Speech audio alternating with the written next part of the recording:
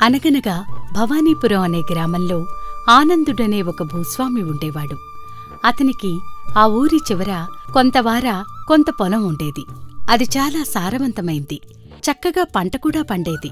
అయితే ఆ ప్రాంతాల్లో పిశాచాలు ఉన్నాయనే వార్త ఆ ఊరంతా వ్యాపించటంతో ఆ పొలానికి కాపలా ఉండటానికి ఆ ఊరిలో ఎవరూ కూడా ముందుకు రాలేదు.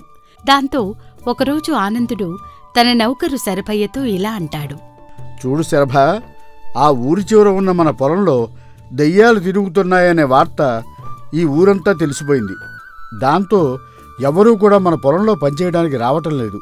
అవునయ్యా, ఆ మాట ఊరంతా చెప్పుకోవడం నేను కూడా విన్నానయ్యా.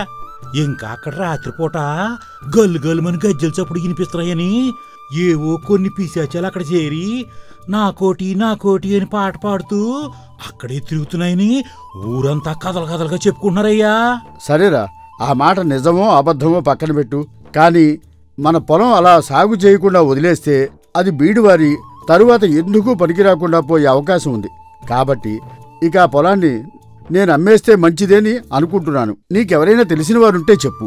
అయ్యా, మీ ఆలోచన బాగానే ఉంది, కానీ తెలిసి ఆ పిశాచాలు తిరిగే పొలాన్ని మన ఊళ్ళో ఎవరు కొంటారయ్యా?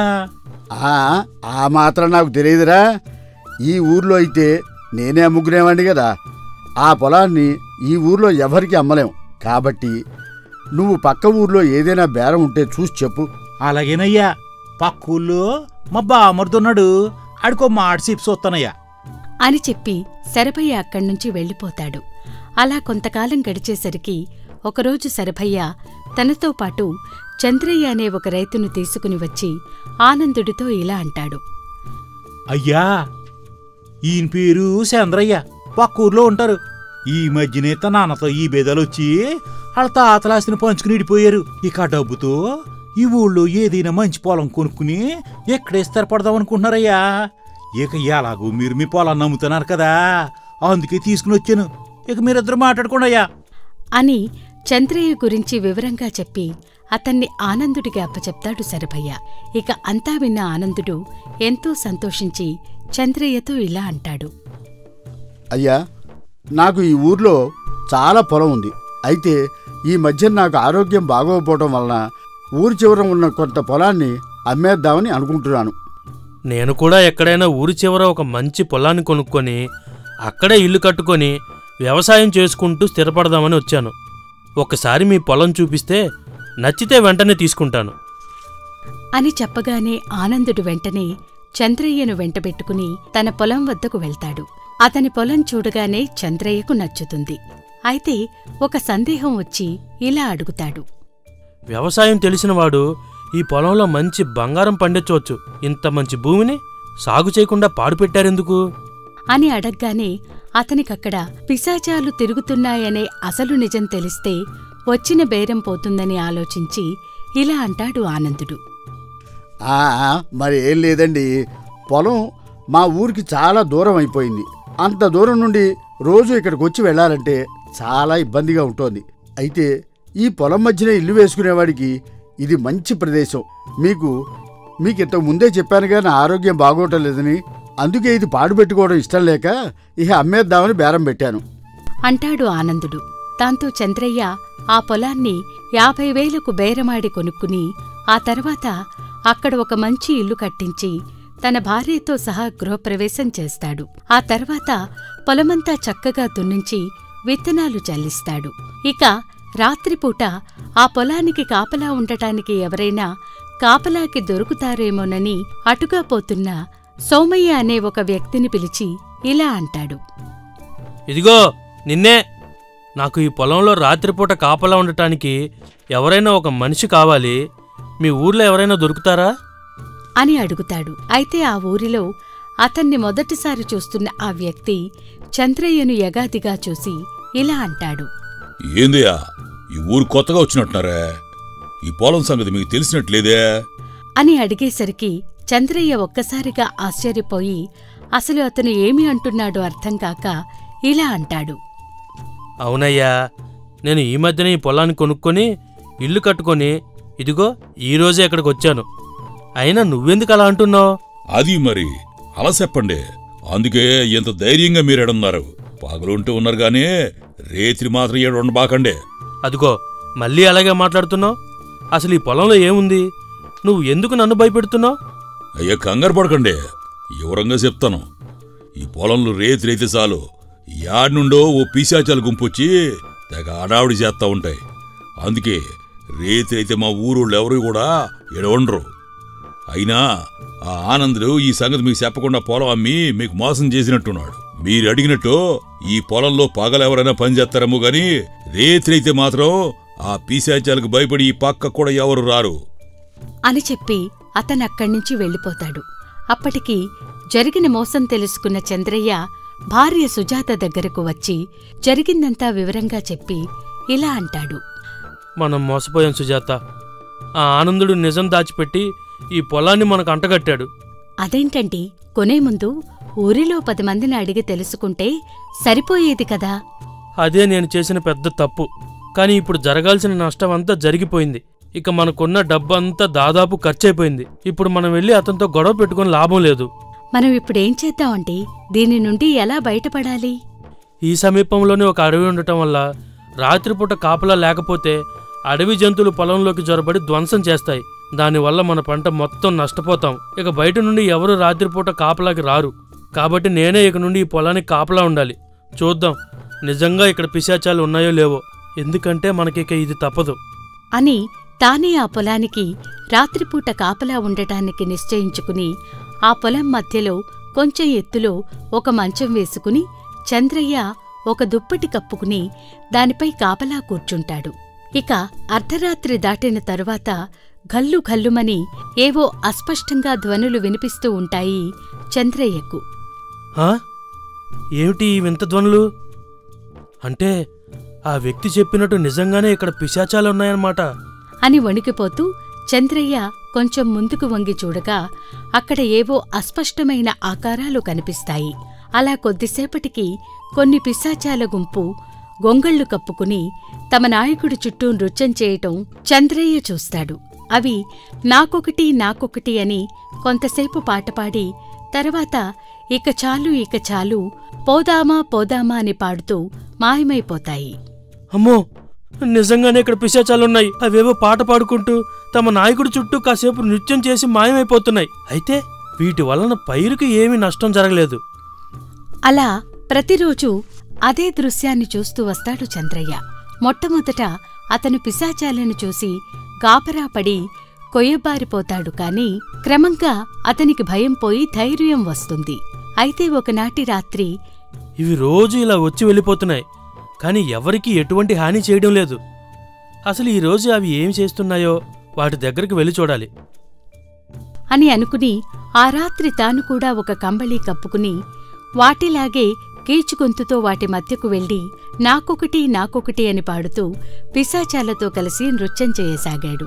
అప్పుడు ఆ పిశాచాల నాయకుడు ప్రతి పిశాచానికి ఒక రత్నాల హారమిస్తాడు.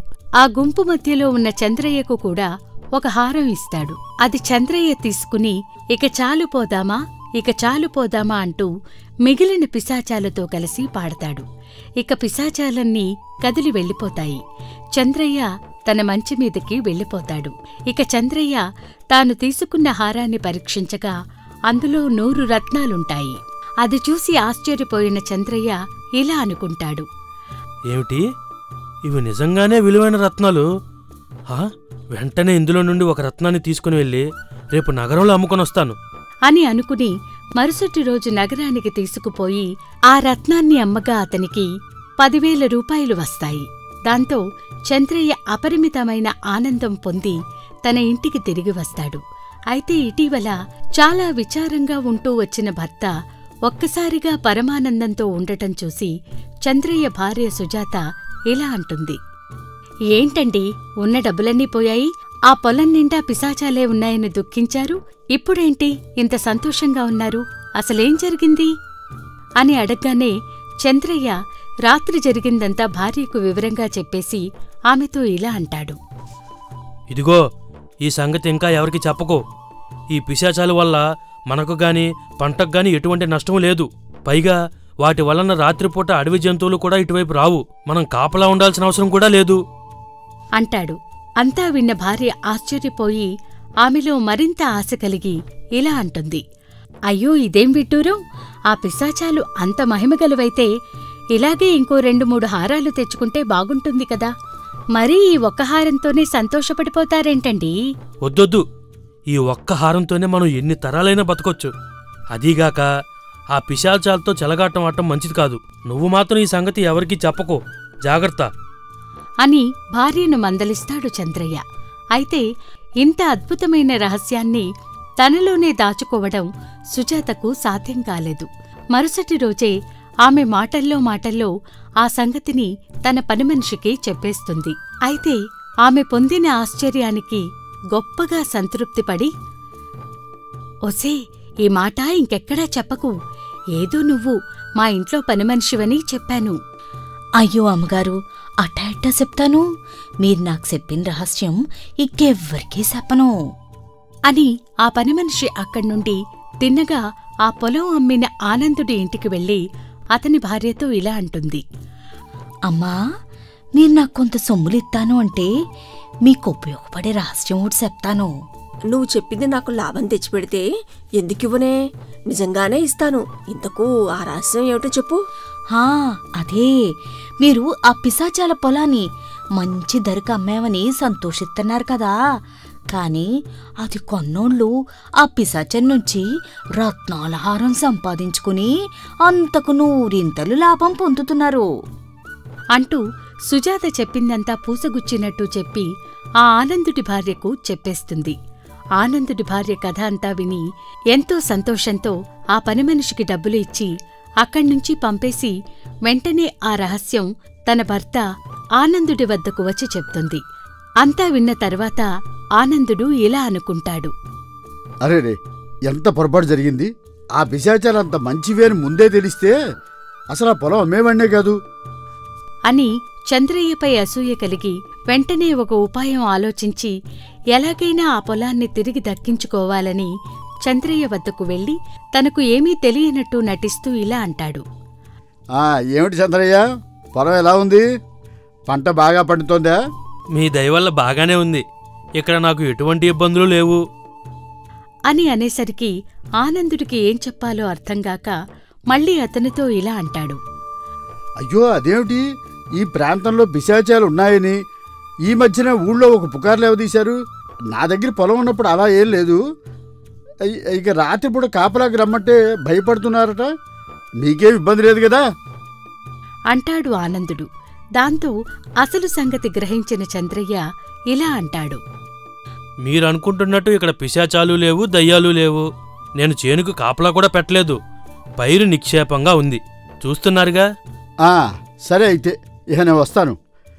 మీ యోగక్షేమాలు తెలుసుకుందామని వచ్చానంతే అని అక్కడ్నుండి బయలుదేరుతూ చంద్రయ్య ఇంటి లోపలికి చూసి తన మనస్సులో ఇలా అనుకుంటాడు.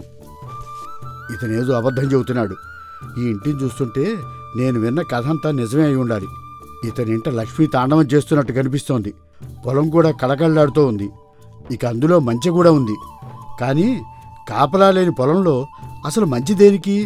బయట వాళ్ళు ఎవరూ రారు గనక ఈ చంద్రయ్య తానే పొలానికి కాపలా కాసి ఆ పిశాచాలను మోసగించి రత్నహారం కాజేసి ఉండాలి. ఇలా అనుకున్న ఆనందుడికి తాను కూడా ఆ పిశాచాల నుండి ఒక రత్నహారం సంపాదించాలనే కోరిక పుడుతుంది. ఇక అనుకున్నదే తడవుగా ఆ రాత్రే అతను కంబళి ఒకటి కప్పుకుని ఆ పొలానికి వస్తాడు. మంచిపైన ఎవరూ కాపలా కాయటం లేదు. అంతా ప్రశాంతంగా ఉంది. ఇక ఒక అర్ధరాత్రి వేళ పిశాచాలు వస్తాయి. తమ నాయకుడి వద్ద రత్నహారాలు పుచ్చుకుంటాయి. ఆనందుడు కూడా వాటితో పాటు ఆడి పాడి రత్నాల హారం పుచ్చుకుంటాడు. అతని ఆనందానికి హద్దుల్లేవు. అతను మెల్లగా పిశాచాల మధ్య నుంచి జారుకుంటాడు. అయితే అది గమనించి కొన్ని పిశాచాలు ఇలా అంటాయి. అడుగు దొంగ, పట్టుకోండి, పట్టుకోండి, వీడు మనవాడు కాదు, పట్టుకోండి అని అరుస్తాయి. అలా ఆనందుడు వాటికి దొరికిపోతాడు. కిందటిసారి తమ హారాలలో ఒకటి పోయినప్పట్నుంచి పిశాచాలు దొంగ కోసం 1000 కళ్లతో చూస్తున్నాయి. ఆ కారణం చేతనే ఆనందుడు వాటికి తేలికగా దొరికిపోయాడు. ఆ పిశాచాలు ఆనందుడు నుండి హారం లాక్కుని అతని కుడి చేతిపైన ఒక దెబ్బ కొట్టి తమ దారిన తాము పోతాయి. ఇక మరుసటి రోజు తమ పొలంలో స్పృహ తప్పిపడి ఉన్న ఆనందుణ్ణి చూసి తన ఇంట్లో చేర్చి గ్రామం నుండి వైద్యుణ్ణి పిలిపించి చికిత్స చేయించిన చంద్రయ్య అతన్ని ఇలా అడుగుతాడు. రాత్రి అసలేం జరిగింది? మీరు రాత్రివేళ మా పొలంలోకి ఎలా వచ్చారు అని చంద్రయ్యను అడిగితే తనకేమీ తెలియదని ఆనందుడు అబద్ధం చెప్తాడు. ఇక కాస్త శక్తి రాగానే ఆనందుడు తన ఇంటికి వెళ్ళిపోతాడు. అయితే ఆ రోజు నుండి అతని కుడిచెయ్యి శాశ్వతంగా చచ్చుబడిపోతుంది. అలా చంద్రయ్యను మోసం చేద్దామనుకున్న ఆనందుడు చివరికి తానే కష్టాల పాలవుతాడు.